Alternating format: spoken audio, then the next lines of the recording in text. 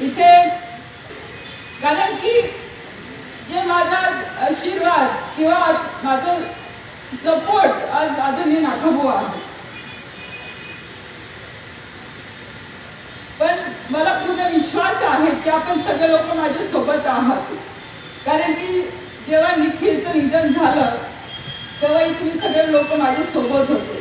आज नाथाभाऊ आपल्याशी फोनवर बोलले आणि त्यांनी सांगितलं ते लवकर येतील आणि आपल्या सगळ्यांसोबत परत प्रचाराला ते फिरतील आणि त्याच किमतीने आपण ही निवडणूक लढू, तेवढा विश्वास मी आपल्याकडनं घेते. आणि आज आपण सगळे लोक इथे उपस्थित झाले त्याच्याबद्दल मी सगळ्यांचे आभार मानते.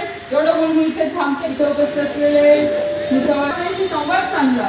नक्कीच तो क्षण आपल्या सगळ्यांसाठी खूप अवघड होता आणि जी परिस्थिती 2014च्या वेळेस होती, आज तोच दिवस मला परत आठवला. पण तरी सुद्धा आपल्या सगळ्यांच्या आशीर्वादाने आणि आई मुक्ताईच्या आशीर्वादाने आणि नाथाभाऊंच्या खरोखर आशीर्वादाने आज मी तुमच्या समोर परत उपस्थित आहे. पण जो विश्वास आदरणीय नाथाभाऊंनी मला दिला की परिस्थिती कोणतीही असो पण वारसा आपला हा जनसेवेचा आहे आणि तोच वारसा घेऊन आपल्याला पुढे जायचं.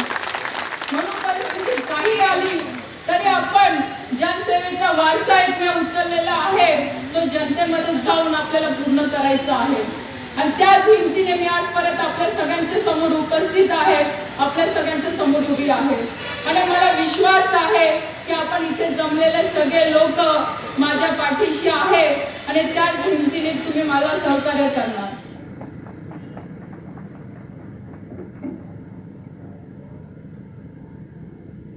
आजच्या आपल्या या सभेसाठी उपस्थित असलेले ज्येष्ठ आमदार सैन्यभाऊ, सन्माननीय हरिभाऊ गावडे,